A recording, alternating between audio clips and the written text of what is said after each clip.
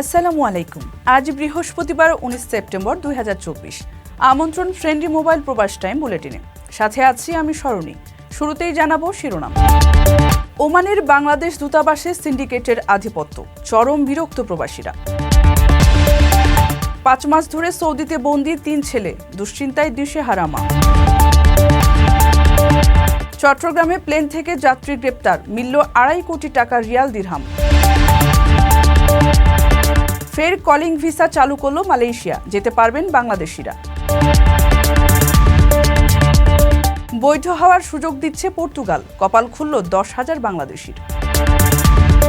দর্শক দেখছিলেন শিরোনাম, এবারে বিস্তারিত। ওমানের সেরা রেট দিচ্ছে বাংলাদেশি প্রতিষ্ঠান গালফ এক্সচেঞ্জ। প্রিয়জনকে টাকা পাঠাতে আজই আসুন আমাদের যে কোনো ব্রাঞ্চে অথবা কল করুন স্ক্রিনে দেয়া নাম্বারে। গালফ এক্সচেঞ্জ, বাংলাদেশিদের প্রিয় এক্সচেঞ্জ। ওমানের মাস্কাট দূতাবাসের কর্মকর্তাদের বিরুদ্ধে প্রবাসীদের সাথে অসদাচরণ ও সিন্ডিকেট বাণিজ্যের গুরুতর অভিযোগ পাওয়া গেছে। দূরপ্রবাসী শ্রমিকদের দেখভালের দায়িত্ব যাদের, তাদের বিরুদ্ধে এসব অভিযোগ বাড়াচ্ছে অসন্তোষ। রিজার্ভ সংকটে দেশের অর্থনীতির হাল ধরা এসব প্রবাসী কি আসলেই দূতাবাসে লাঞ্ছিত হচ্ছেন?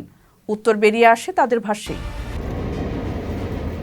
আমাদের ফাইল ছেড়ে ফেলে দেওয়া হবে, এই কথা বলছে যে যখন তোমরা বেশি উশৃঙ্খল করলে তোমাদের ফাইল ছেড়ে ফেলে দেওয়া হবে, তোমরা এখানে বেশি উশৃঙ্খল করিও না, এই ধরনের কথা বলে আমাদের সাথে। বিপরীত থেকে আমি এই মাস্কের আসছি ফাস্টফুড বানানোর জন্য, কিন্তু এখন রাত বাজে 12টা পর্যন্ত আমরা কোনো সেবা পাই না। আমরা এখানে এই যে সাগর পাহাড়ে মশার কামড় খাই, জঙ্গলার ভিতরে বালুর ভিতরে শুয়ে রয়েছি। আমাদের প্রবাসীদের জন্য কোনো একটা সুযোগ সুবিধা, কোনো একটা করা তাদের জন্য কোনো সম্ভব হয় না। আমরা বলছি যে যেখানে তারা করে আমরা সেইখানে যে চেয়ারের মধ্যে বসে থাকুন, তারা বলতেছে যে না, এখানে আমরা তালা মারি দেওয়া হবে, এখানে থাকা হবে না, আপনারা কই থাকবেন সেটা আপনাদের ব্যাপার, আমাদের ব্যাপার না। অভিযোগ রয়েছে দূতাবাস নিয়ন্ত্রণে উপপ্রধান ও মিনিস্টার মৌসুমী রহমানের নেতৃত্বে একটি সিন্ডিকেটও গড়ে উঠেছে। আওয়ামী লীগ দলীয় নয় এমন কর্মকর্তা কর্মচারীদের বিভিন্ন অজুহাতে কোণঠাসা করে রাখায় এই সিন্ডিকেটে আছেন মৌসুমী রহমান, রাষ্ট্রদূতের ব্যক্তিগত কর্মকর্তা হুমায়ুন কবির এবং সেকেন্ড সেক্রেটারি থোয়িংয়ে। এতে রাষ্ট্রদূত মোহাম্মদ নাজমুল ইসলামেরও যোগসূত্র রয়েছে বলে জানাচ্ছেন দূতাবাসেরই সাবেক কর্মচারী নিজামুদ্দিন। ওদের একটা সিন্ডিকেট আছে, বুঝছেন? ওই সিন্ডিকেটের কথা মতো যদি না চলে তাইলে আমরা কথা শুকেই, এটা কোনো মানে 100% গ্যারান্টি। সিন্ডিকেট হলে ওরা 4 জন, ওরা যেমন এসওসি আছে, মৌসুমী রহমান ম্যাডাম আছিল, এরপরে ওই যে আমগো এখানে একজন বাংলাদেশ থেকে পোস্টিং উনি গেছে এও হিসাবে, এও অ্যাকাউন্টস হিসাবে গেছিল। পরে উনি অ্যাম্বাসাডারের পিউ যখন গেছে, যাওয়ার পরে ওনার পছন্দ হয়নি, তখন উনি ওই হুমায়ুনের বসাইছে এখানে। তো হুমায়ুন সাহেব ওখানে যখন বসছে, তখন বসার পরে এরপরে লাস্ট অ্যাম্বাসাডার সহ এরা যা বলবে সবাই তার কথা শুনতে হবে, না শুনলে আমরা শোকেজ। এই যে বললাম না, এই সিন্ডিকেটের কারণে সবই চলতেছে, দালাল নিয়ন্ত্রণ ওরাই করে, এটা কেউ জানে না। ওনাকে বলে, ওনারা এমনি মিটিংয়ে বহুত বড় বড় হাদিস কোরআন বলে, এইগুলো দালাল ওরা এখনো আছে। আমরা বললাম না, এখনো অ্যাম্বাসাডার রুমে যে ব্যক্তি সাথে ওকে। দূতাবাসের সাবেক ড্রাইভার কাম মেসেঞ্জার নিজামুদ্দিনের দাবি, সিন্ডিকেটের বিরোধিতা করাতে তাকে দূতাবাস থেকে চাকরিচ্যুত করা হয়েছে। তিনি বলেন, কর্মকর্তাদের প্রশ্রয়ে দূতাবাসের সেবা কার্যক্রমে দালালদের আধিপত্য আগের যে কোনো সময়ের চেয়ে বেশি। সিন্ডিকেটের ওনাদের কথা না শোনার কারণে ওনারা আমার সাথে পরিকল্পনাভাবে আমার সাথে সিন্ডিকেটটা করছে, এই ঘটনাটা করছে। এখানে দালাল আছে, দালালের ম্যাডাম যদিও আমার যে অফিসার আছিল, অফিসারে বহু চেষ্টা করছে বাইর করার জন্য। ওনারা বলে দেখি দালাল বাইর করে দিছে, কিন্তু দালাল ভিতরে বসে থাকে, ভিতরে আলাদা করে বসে থাকে, এবং কি পিছনে একটা রুম আছে, বুঝছেন? আমাদের অফিসের পিছনে একটা রুম আছে, ওই রুমের ভিতরেও বসে থাকে। এবং কি আমি এটা লেবার কাউন্সিলরকেও বললাম। 24তম বিসিএস পররাষ্ট্র ক্যাডারের কর্মকর্তা মৌসুমী রহমান নিজেকে প্রকাশ্যে ছাত্রলীগ নেত্রীর পরিচয় দিয়ে অভ্যস্ত। সেই প্রভাব খাটিয়ে দূতাবাসকে বানিয়েছিলেন আওয়ামী লীগের ক্লাব।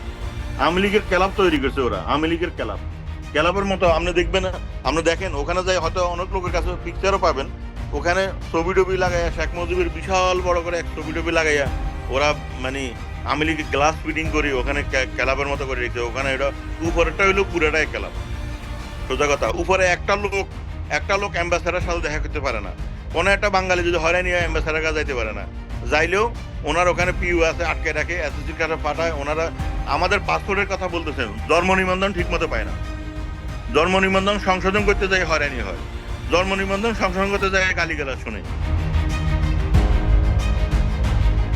এসব অভিযোগের ব্যাপারে রাষ্ট্রদূতের বক্তব্য চাইলেও কোনো উত্তর পাওয়া যায়নি।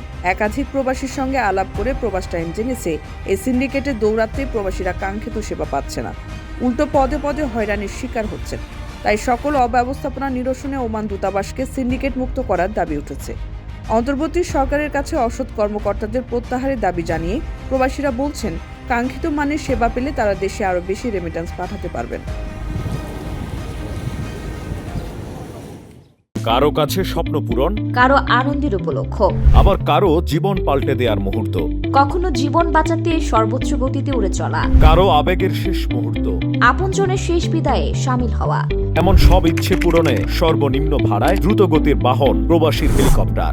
আপনার প্রয়োজনে যোগাযোগ করুন আমাদের হটলাইনে। পরিবারের সচ্ছলতা ফেরাতে ঋণ করে ও জমি বিক্রির টাকায় 3 ছেলেকে সৌদি পাঠিয়েছিলেন সিলেটের তেরাবুন বেগম। তবে তার 3 সন্তান আব্দুর রহমান, রিয়াজুল্লাহ ও মোহাম্মদ আলী মিছিল করার অভিযোগে গত 5 মাসের বেশি সময় ধরে সৌদির হাজতে বন্দী রয়েছেন।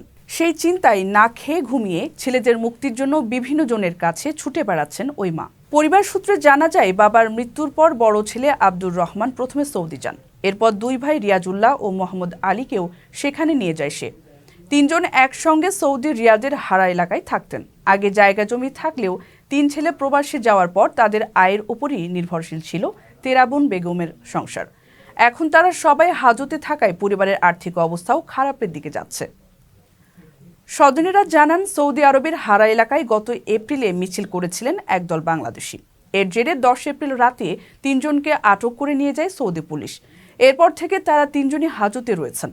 এদিকে পুলিশ বিষয়টি পরিবারকে জানানোর পর থেকে ছেলেদের মুক্ত করতে বিভিন্ন জায়গায় ছুটছেন ওই নারী।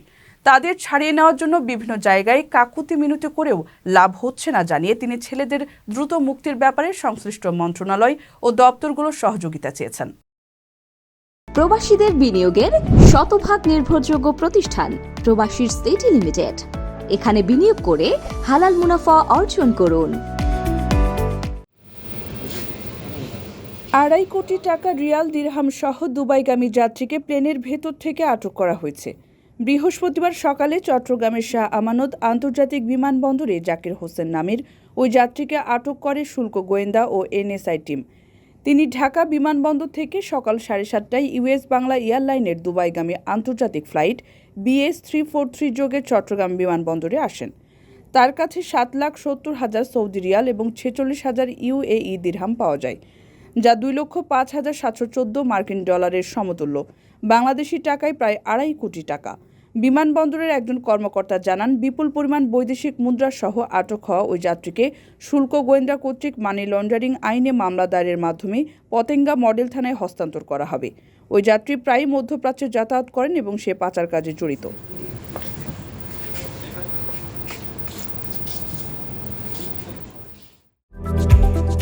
আকর্ষণীয় রেট ও দারুণ সব ডাটা বান্ডেল পেতে আজই ব্যবহার করুন ফ্রেন্ডলি সিম।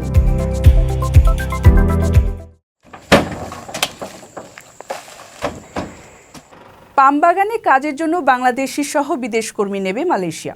ম্যানুয়াল পদ্ধতিতে চাহিদাপত্র সত্যায়নের ঘোষণার মধ্য দিয়ে বন্ধ থাকা কলিং ভিসা পুনরায় চালু করল দেশটি। মঙ্গলবার এক বিজ্ঞপ্তিতে মালয়েশিয়ার বাংলাদেশ হাইকমিশন জানায়, মালয়েশিয়া সরকার নতুন করে তাদের প্ল্যান্টেশন সেক্টরে বিদেশ কর্মী নিয়োগের সিদ্ধান্ত নিয়েছে। এরই মধ্যে কর্মী নিয়োগের কোটা অনুমোদন করা শুরু হয়েছে। বাংলাদেশ হাইকমিশনের পক্ষ থেকে এরই মধ্যে প্ল্যান্টেশন সেক্টরের চাহিদাপত্র ম্যানুয়াল পদ্ধতিতে সত্যায়ন করা হচ্ছে। মালয়েশিয়ায় কর্মী নিয়োগের চাহিদাপত্র সত্যায়নের জন্য বিজ্ঞপ্তিতে চাওয়া তথ্যাদি বাংলাদেশ হাইকমিশনে জমা দেওয়ার জন্য সংশ্লিষ্ট সবাইকে অনুরোধ করা হয়েছে। এর মধ্যে কোম্পানির অনুমোদনপত্র, সত্যায়ন ফির মূল ব্যাংক স্লিপ, শ্রমিকদের সবশেষ বেতন স্লিপ, শ্রমিকদের 2-3 জনের ফোন নম্বর, কোম্পানির ব্যাংক স্টেটমেন্টে 100 শ্রমিকের জন্য ন্যূনতম ব্যালেন্স হিসেবে 2 লাখ মালয়েশিয়ান রিঙ্গিত থাকারও তথ্য চাওয়া হয়।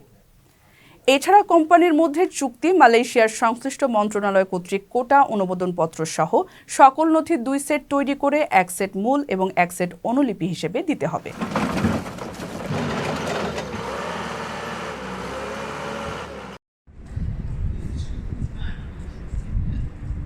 পর্তুগালে এক বছরে বৈধ বা দেশটিতে বসবাসের রেসিডেন্ট কার্ড পেয়েছেন 10,077 জন বাংলাদেশি, যা এশিয়া মহাদেশের দেশগুলোর দ্বিতীয় সর্বোচ্চ।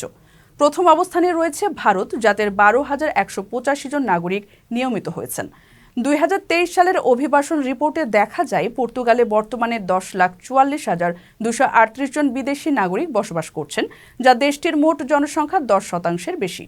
2022 সালের তুলনায় সেখানে বিদেশি নাগরিকদের নিয়মিত হওয়া বেড়েছে 33.71%। পর্তুগালের অভিবাসন সংস্থার রিপোর্টে আরও জানা যায় 2023 সালের ডিসেম্বর পর্যন্ত বসবাস অনুমতি বা রেসিডেন্ট কার্ড নিয়ে দেশটিতে বসবাস করছেন 25,666 জন বাংলাদেশি।